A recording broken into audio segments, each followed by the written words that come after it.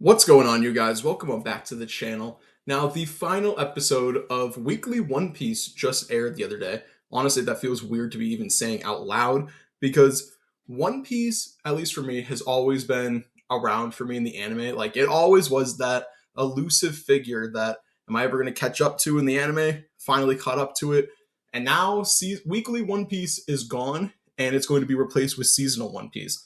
This is honestly like a new journey now that the One Piece anime is even going on.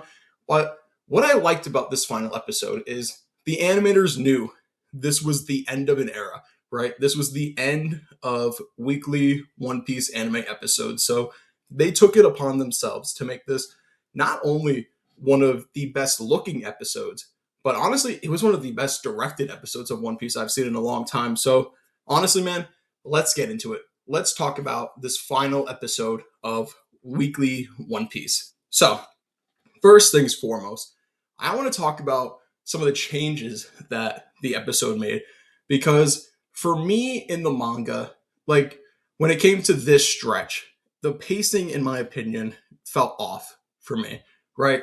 A lot of pacing of like the final events of Egghead, I didn't really like.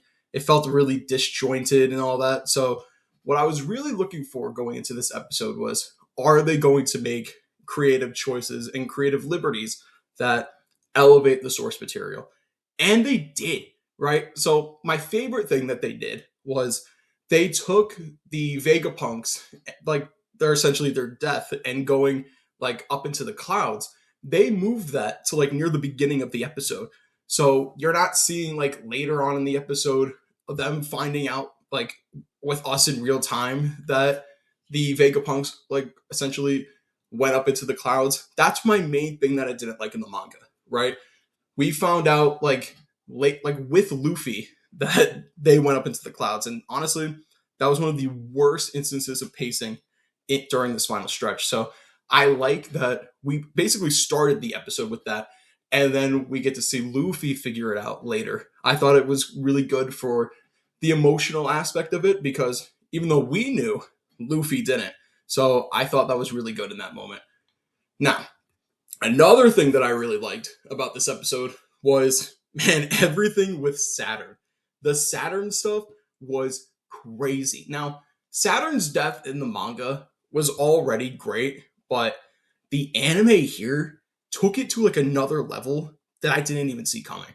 They made it like such like a horror vibe to it. Like Saturn's death, like him, you seeing him reach out to Emu in that moment, and then his hand just gets engulfed in flames, and then you see like his whole body begin to disintegrate, and all the members of the Marines just watching him like burn up into flames. That was insane to me. And the art style that they went with for this, like that kind of like inky brush type style, that's one of my favorite styles that One Piece does, and they used it to perfection with Saturn's death. I could not believe what I was looking at, man.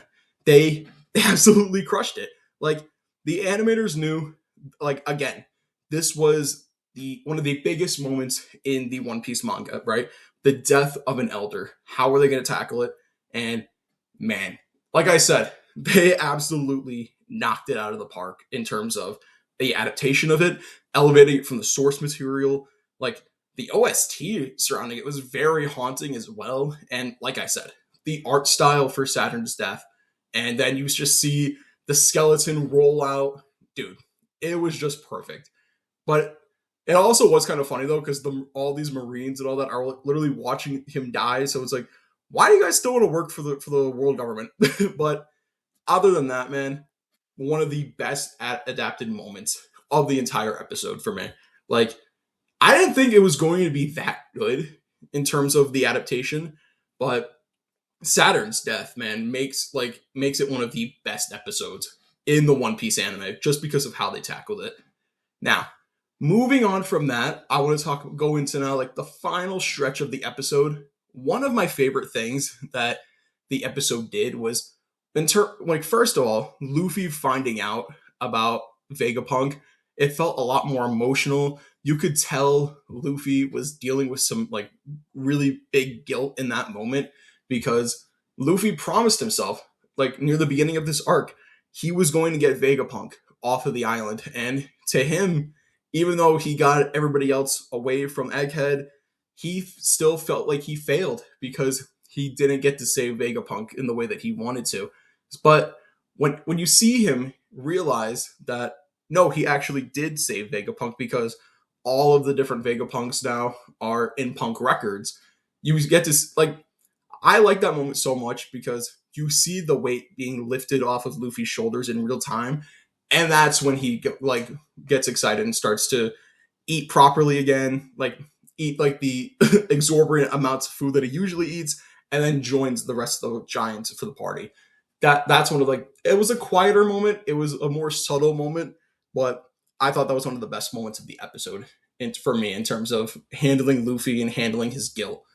But man, seeing how they handled Luffy's final moments right here at the end, it's like you can tell the animators knew this was the end. This is some of my favorite like ways Luffy's look. Like him just launching himself into the party, like him like jumping in front of the sun to show that he's essentially Nika, the embodiment of the sun god. Like the little visual things that the One Piece anime did this episode was so perfect in my opinion, because in the manga, like I said, sure I liked that they were doing a party, but I didn't really feel like anything really from it in the manga. It was kind of just like, okay, it's finally wrapping up. But dude, in the anime, they made it feel like a whole event. Like they made it feel like you were actually in the party, like with the Straw Hats, with the Giants. It was honestly really good. But the final thing that I want to talk about here is Bonney. Now, the Bonney stuff in the manga, yes, it was emotional, but what they did here with the directing for Bonney's stretch of the material at the end was perfect. You get to see like the Bonney flashback for just a little bit longer. You get to see the Kuma dance one more time, and then you get to see like the Kyoma aspects of it really sinking in, where you see Kuma and Bonney like essentially enveloped in darkness, and then it's just like little Bonney. But then we hear that orchestral version of "We Are" start to play, right? And then we finally get to see Kuma and Bonney looking at the horizon together, something that Kuma has wanted to do since he met Bonney, right? Since they parted ways, right? The last thing that he said to her was, "I want us to be able to look at the horizon together." And look at that. They're finally able to look at the horizon together in the way that they always wanted to. And it's accompanied by an orchestral version of "We Are" to send out this era of weekly One Piece. It can't get better than that, in my opinion. That is perfect. That is the perfect way to send off weekly One Piece, going into a new era of seasonal One Piece with "We Are." That's There's no better way to send it off, in my opinion. And honestly, man, I'm looking forward to seeing how they handle Elbaf. Seasonal Elbaf is actually going to be peak, right? Because for me, a lot of Elbath in the manga that I didn't like is primarily like in the beginning, right? Like everything after Robin and Saul's reunion, a lot of it like has pacing issues for me.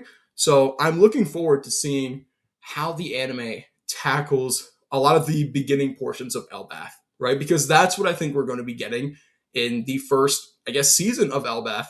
And then everything that everybody loves, like the Loki flashback, is probably going to happen in the second batch of seasonal One Piece. So I'm really looking forward to seeing how this new format handles like the first half of Elbath, right?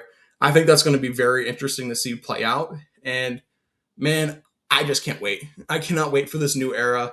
It's going to feel so weird now, though, not like seeing an episode of One Piece next week. Like, weekly One Piece is done. At least we still have the manga, but weekly One Piece anime episodes are officially a thing of the past. And honestly, it just feels weird. It's going to feel weird for a while, but I cannot wait till April when we finally get to set sail to Elbath. But I think that's going to do it for me. Let me know what you guys think down in the comments below. How did you guys feel about this episode? Did you guys think that it was the perfect send off to Weekly One Piece that I thought? Or did you guys think there was something that the episode could have done that would have made it even better? Let me know what you guys think. Like, comment, subscribe. And as always, I'm going to talk to you guys next time.